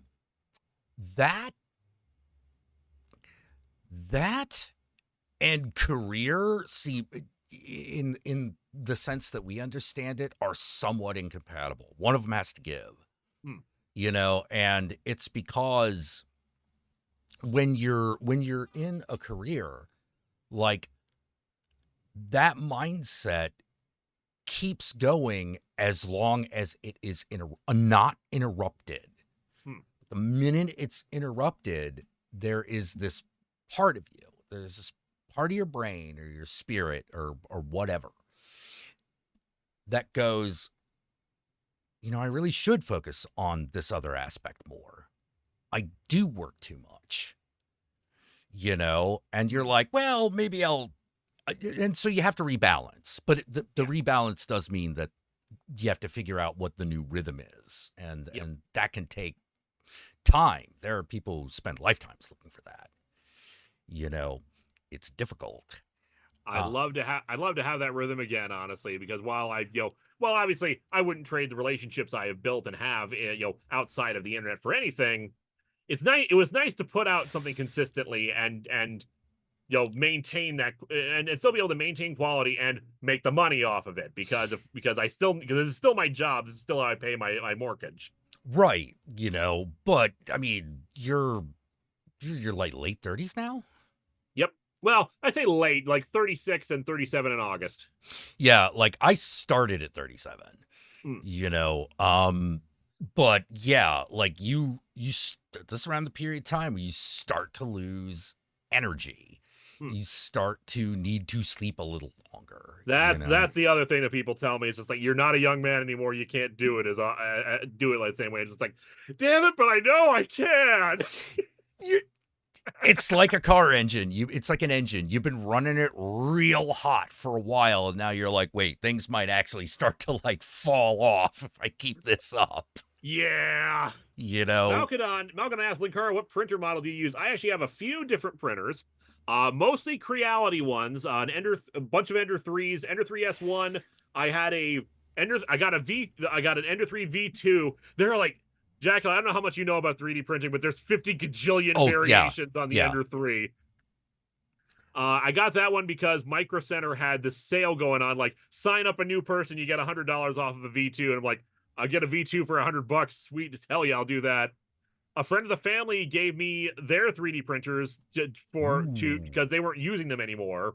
So I had a V1. I still have a V1 that I took me forever to retune because he decided to use a bunch of ABS printing, and that screwed up a bunch of the settings on it. But most recently, the Bamboo Labs P1S. It's a multicolor printer, and it's so goddamn fast, and it's so good, and I love it. Yeah, I have a friend, Steve. He has multiple 3D printers. He has more filament than you know how like old ladies would just have like that fucking room that's just full of yarn. Yep. Yeah, he's got a room full of different kinds of filament. If you look at my office, I have 2 shelves that I 3D printed, of course. That hold tons of filament that just hold tons of filament reels that I like, swap out whenever I use them up. And man, I'm looking forward to the end of the month and beginning of the next one because I need to refill a few things. So I need money for that. Yeah, it adds up. It adds up, doesn't it? You know, Oh yeah. I did recently get back into sculpting, not 3D sculpting, but like clay. Yeah, regular clay Yeah. sculpting and that. Yeah. Yeah, and I realized, man, I actually really enjoy this. You know, there's just something about the tactile nature of it I really, really like. You know, I can do it for hours. The problem is sometimes I will do a nose for hours. You know what I mean? It's just like You got to get it just perfect. Yeah. Absolutely right. Yeah, it's got I know. I get you. While I have never excelled at physical painting and sculpting and all that jazz. I did like some 3D modeling work as a hobby as a teenager because I got like a cracked copy of 3D Studio Max. Oh, I remember them days. Yes. And nowadays we got Blender, so I actually have been like using it to create merch and try to create props, and and 3D printing is a fun hobby for me because it's passive. I just send it to the printer and the printer does the job for me, and in a few hours, oh wow, cool, I have this toy now, or I can like fix up an old shelf that's broken off or something like that. It's so fun, and I can create stuff that's not available to the public. For example, a big project I'm going to do, I'm going to print K9 from Doctor Who, like a life-size one. Ooh. Mind you, I have to get other stuff done with first, business before pleasure. But like, I'm looking forward to doing that because I always wanted one as a kid. Oh man, like, are you have you gotten to the point where you're doing like the metallic finishes and things like that? Oh, I wish. I don't have nearly enough skill there. Even the paint, even just physically painting stuff is as a chore for me. Like one of the merch things I sell is little 3D printed Poyos, a little robot for my show. Right. And before I got the P1S, I had to physically paint the little details on it. And most of the time I'm okay with it, but it's tiny painting and details. And if I screw up, I'm bad about trying to clean it up. So I'm just like, well, I guess that's one out of the way there. So try again. Have you tried airbrushing? I have not. I did some spray paint stuff back in the day, back when I made physical props just using whatever random objects I could create. I made a proton pack using just like, okay, I need like this electrical box can put on there. This tube for $2 I can put in there. Yeah, here, kind of put a cake pan on it for the accelerator, I believe mine is indeed a cake pan. Yeah. It's like a plastic cake pan, and I spray painted the whole thing black and like, put the stickers and the decals on it. But like yeah, so like I used to do spray painting like that, but beyond that, not really. Oh man, yeah, that's like the next stage I'm planning on getting into when I can afford the airbrush and the materials.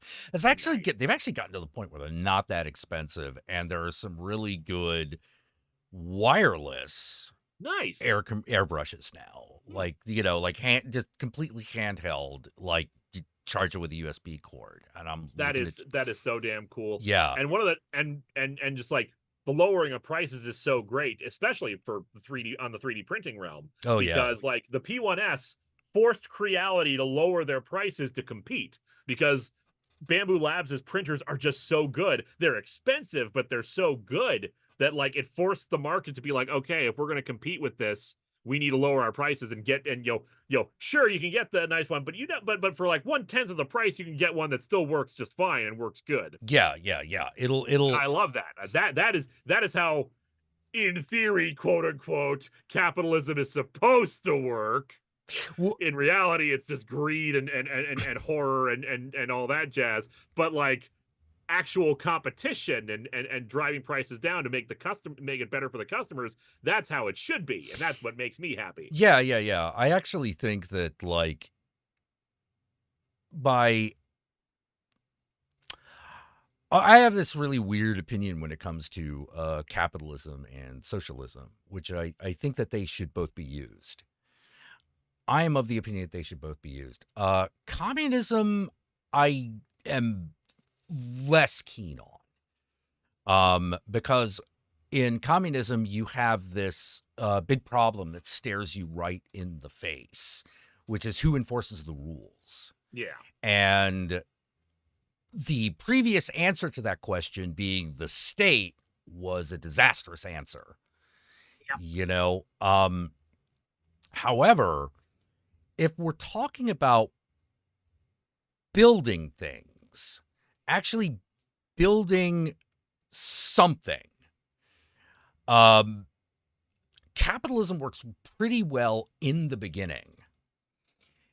But once we were discussing the transfer of value out of a company and to another, now I'm like, okay, now we're dealing in wizardry, and just that's where everything gets crazy. This is how a company like Toys R Us that was running at a profit actually runs at a deficit, because they were allowed to move all the debt to a company that the investment firm owned, and they chose Toys R Us. So while it was making money, they had shifted all their debt onto it. It's such nonsense. Yeah, And it's super we especially nonsense. have nowadays where we can't have just something that's sustainable and profitable on its own. No. If you're not constantly making all the money all the time and more of it, infinitely more each quarter, then you are seen as a failure, and we're happy to gut you and destroy you. Yeah, and that sucks. That sucks for everybody except who the money gets to. Yeah, because they can walk away scot-free with no problem, and it's such bullcrap. Yeah, it's complete bullshit. And like the thing that's so frustrating is that money doesn't disappear. Somebody takes it. Like that's another thing to realize when it comes to like the form of capitalism we have right now. That money doesn't go away. Someone else, it just gets funneled in a very specific direction. And it gets hoarded like frickin' Smaug on his fountain of gold. Yeah. And but the problem is, here's the problem. Debt also collects. Debt also doesn't go away. Somebody's got to pay somebody something. Mm-hmm. And unfortunately, in the current system, that someone is everybody else. It is everyone below the poverty line has to pay for it. Yep. Whoa. Like, that is so reckless and irresponsible. And by the way, you're like, well, how can they sustain it? They can't. That's why there are always these financial crises. This is a fun, eclectic conversation where we're shifting from horror movies to analog horror to internet-based horror to child stars getting horribly abused to 3D printing to the economy. The economy, god damn it! I'm tired of these 3D printers that make the frickin' frogs gay. Oh, don't even get me started on that asshole. Oh, I know. Like, before he was like, in the 90s, he was just this weird crank that was kind of entertaining to listen to, because you'd just be like, what? That kind of Art Bell quality to them? Yeah. Yeah, exactly. Like Art Bell or Brother Theodore, like kind of thing happening. But then it became real. Then it was people who took them seriously. Yeah. Yeah, and it's that feeling of like, oh man, maybe you can't just clutter the airways with this bullshit and expect everything to be fine. Olankara, this is a regular thing. It happens. Anytime you're having a conversation with somebody. Yeah. Yeah, that's true. That's true. I'm super ADHD, and I am interested in a lot of things. We're both loudmouths who'd like to talk and give and share our opinions with the world. Yes. Yes, and the hope is that makes for good entertainment. Fingers crossed. Yeah, fingers crossed. Gotta hope for the best. All right, I do need to head out in a few minutes here so I can get back to work on my stuff. Yeah. I was actually going to ask, like, who from the Tigwatig days are you still regularly in contact with? with most people. I like Rerez, I remember Allison and Re-Res. Phaelus, Yeah. just like Mars Girl, Erod. Like I look down my friends list, I could probably like take a list. It's like I'm curious now, just like yeah, who am I still following? All that jazz. I'm adding a whole bunch of new people because I'm really getting into and becoming friends with a bunch of VTubers. Oh, anyone I might have heard of? Red Claw, I've heard of them, yes. Eldritch Grandpa. Eldritch Grandpa, I have not. Oh, he's a good guy. RN Jesus. Jeez. That would be interesting if you followed him. He's a Jesus VTuber. Wait, so his persona is Jesus? Yes. Okay, all right, because I'm like, an intersection of Yeah, don't worry. faith and blasphemy. As a Christian, don't worry. It's not like I'm a Christian. I can tell you, he's not like proselytizing or being or anything like that. Just like, hello, my children, how are you doing this day? He's just very pleasant and like he plays video games. What if Jesus talked shit on Call of Duty? Yeah. Nick Nocturne. I'm not like close friends with him, but he did a stream of Winter of '83, so we've had some contact with each other. Nice. Let's see. People Mistress Doom. You'd like Mistress Doom. I'm not familiar. She's a Hellhound VTuber. Oh. Mostly talks about like Yu-Gi-Oh and stuff like that, but you'd like her. Nice. Let me look at. Oh wait, I think I am familiar with her. I think I'm looking at her YouTube page, and this icon looks very familiar. And yeah, of course, Takahata 101, who I've spent a lot of time in his bar before he went on like a massive long hiatus.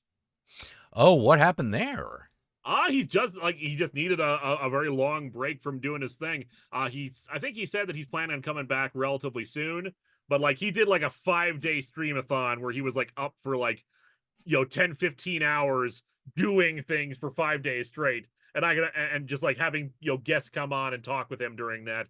So I can understand like even after that, like taking a long break afterwards. Oh yeah, I could see that. Like I said, you go hard, the engine starts to like warp a little bit, and Yeah, need a little self-maintenance. Yeah, in terms of other YouTubers that I'm, other former Tig with Tig people, I'm just scrolling down the list, like people I still know. Kat, I don't know if you remember her. She wasn't really a video producer. She was an article and blog writer. Not familiar. I don't think. Pushing Up Roses. Pushing Up Roses, I remember. Yes. Katoria? No. Lehman Kessler. He was Lehman Kessler. I have stayed in contact with. Yes. And I'm still amazed by the fact that he's an actual mayor. Yeah, he's actually a mayor of a small Ohio town. Mm-hmm. You ever follow him on TikTok? I don't do TikTok stuff, but yeah, just like I see him posting stuff about that, like his weird Ohio stuff. Yeah. Graham, one of the greatest things about being a mayor in Ohio is the everlasting frost. Long may it rain. Yeah. Ryan Molina from Battle Geek Plus. I remember Ryan. Yeah. Dominic Noble and Kaluna. I remember them. Yes. Cybercat or Dina. I also remember Dina. Yeah, she's one of the other people that did horror content. I think. Yeah, she did horror content. She did. Probably her most famous work was her big Silent Hill retrospective. Yes. Leo Thompson, that sci-fi guy. He still does he still do videos? I don't think he does videos anymore. I'm still in contact with him, but I haven't if he's done any videos, I haven't actually seen any in a long time. Got it. Brandon Tenold, I just did an April Fool's Day video parodying his videos this year. Nice. Chaos D1, Leslie Rice. Oh yeah. What does he call himself these days? Signal Obscura or the Fear Fan. Got it. Yeah, I remember I knew him when he got to know him when he was Fear Fan. Leon Thomas, aka Renegade Cut. Who else? Who else? Who else? Who else? I'm like scrolling through here. All the Team 4-star people I'm still friends with. Diamanda Hagen. Oh yes. And she's still doing stuff. I'm still amazed by she finds the weirdest goddamn stuff. Oh yes. It's like Yes. I am amazed and baffled by some of the stuff that she finds. It's like the unreviewable stuff. I I I, I love that. I love that kind of stuff. Mm. You know, when people ask me like, "What's the worst movie you've ever seen?" and I'm like, "Oh, you have no idea the things." Oh, I can name the worst movie I've ever seen, but I know there's worse. Yeah, Joe. Yeah. After Last Season is the worst movie I've ever seen. After Last Season? Yep. I haven't even heard of that one. Okay, the comparison I made with this. Okay, you know Birdemic, right? Oh yeah. Birdemic is a far superior movie than After Last Season. I can name and I like to name these specific reasons. I know the characters' names in Birdemic. There is music in Birdemic. Oh no. The camera moves in Birdemic. The special effects are better in Birdemic. Oh. There's not a 30-minute sequence in Birdemic of someone screwing around in Blender. Oh Claiming that that's no. virtual reality. Oh man. Oh god. The cardboard MRI machine, I recall. I am looking at the cast list and I am like so many blank profiles. Yup. You know, and there are a few people. Now, the funny thing is there are a few, the ones that actually have photos are all working character actors. It wouldn't surprise me if this was like one of their earliest roles. They just like, signed up for it so they can have something on their resume. Probably, but I'm like, wait, one of these is like was a regular on CSI. It is not shocking to me if some people went on to do other things, but like, Oh no, not CSI Law and Order. It's Law and Order. Oh yeah, either way. I struggle to describe the plot of this movie. Like some college students, I think, because no one is mic'd in the goddamn movie, so it's all like so it's all echoey, big large rooms kind of thing. Like I think some college students invent like an experimental device to like psychically see people's dreams or something like that. I think halfway through the movie, it turns out most of the movie was a dream, but then it still continues on as if it wasn't. There's a single spotlight that lights any shot they have, and anytime they move the camera, they just like take the tripod and put it somewhere else and just jump cut to it. Oh God. It's bad. It is the worst movie I've ever seen, and I have no idea what the hell happens in it. Oh geez. Spoonie did a riff of it back in the day, and like at one point he just starts singing Disney tunes because he doesn't know what else to do for the riffs. That sounds rancid. Oh man. By the way, do you know how he's doing? He just does streams, game streams and stuff like that. Like I'm not in regular contact with him anymore. Okay, yeah, just curious.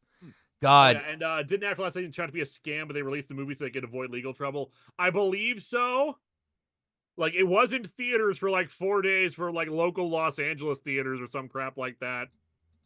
But don't quote me on that. But it still got released, and it's still and people have seen it. I know other people have reviewed it. I should watch other people's reviews of it, see if anyone else can mine some material out of it, because dear God in heaven, it's so bad. One of the worst movies that I ever saw is a movie called Colony. Mm-hmm. It's bad. Colin is in the name, or Callin?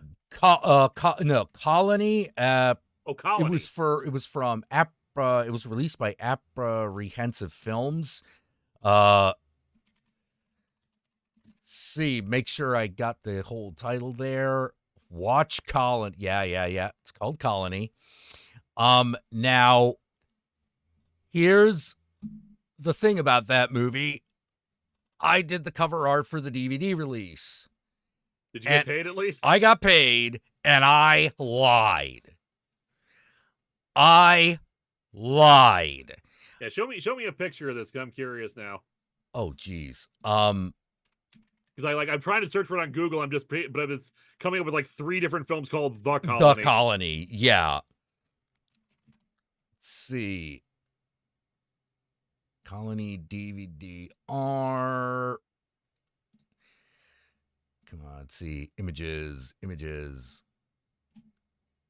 Did he start using another one? No, it's just that they see more anyway. Yeah, come on. What year was it?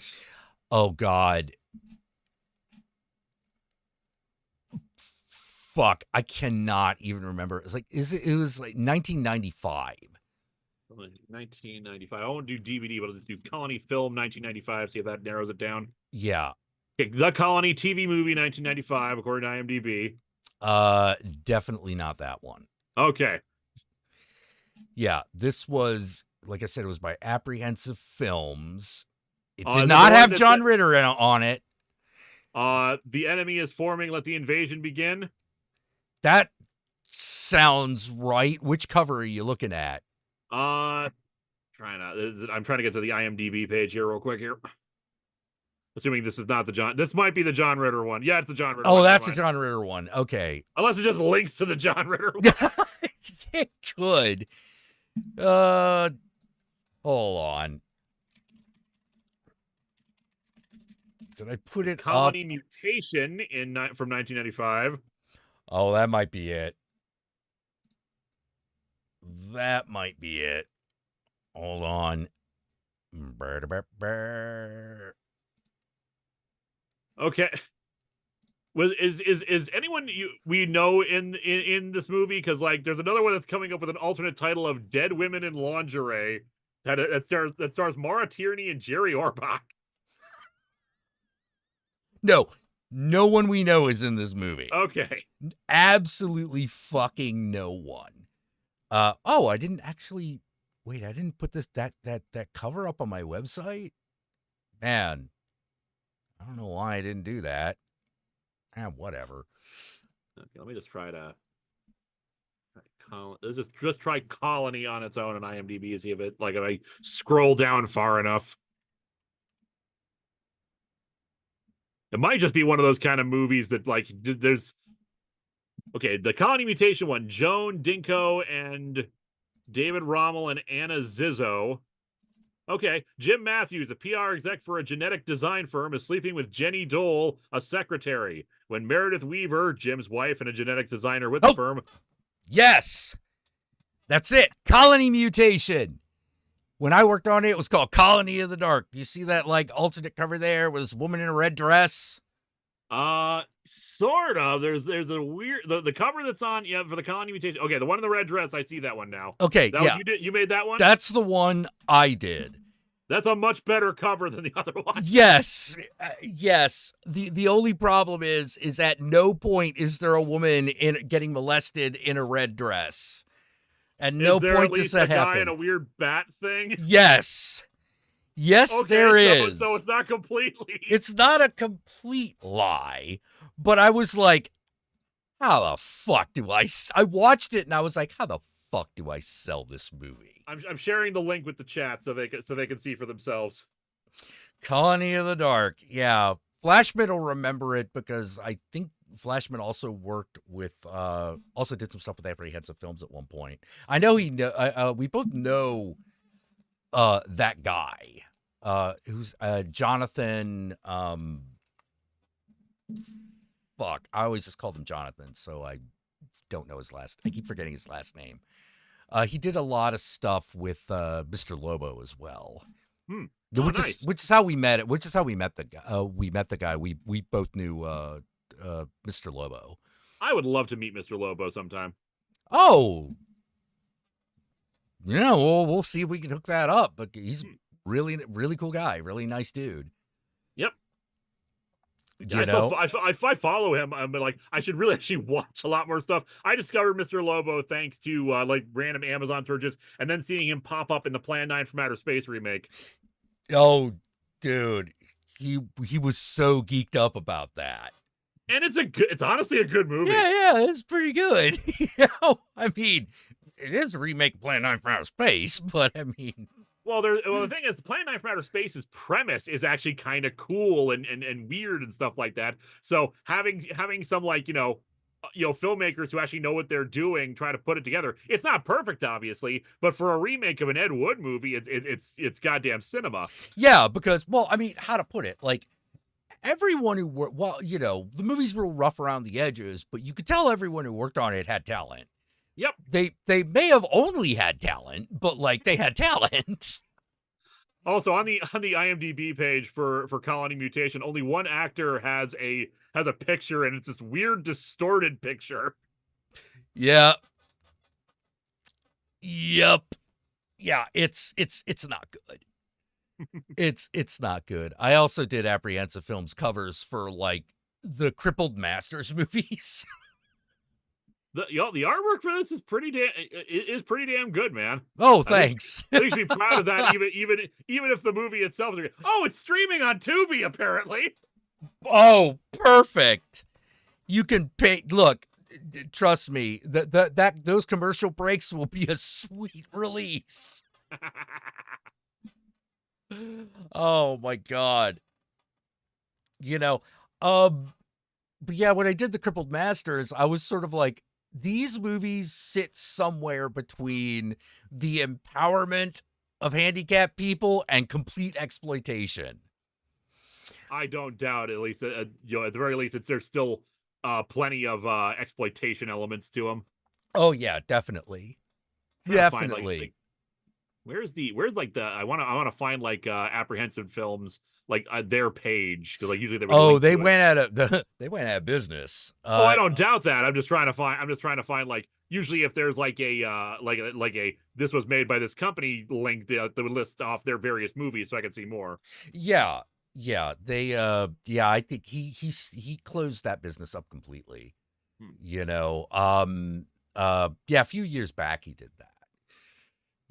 These are all guys that like I met through, including Flashman is a guy I met through a dude named Anthony Lino, who, as far as I am concerned, is one of the secret masters of fandom.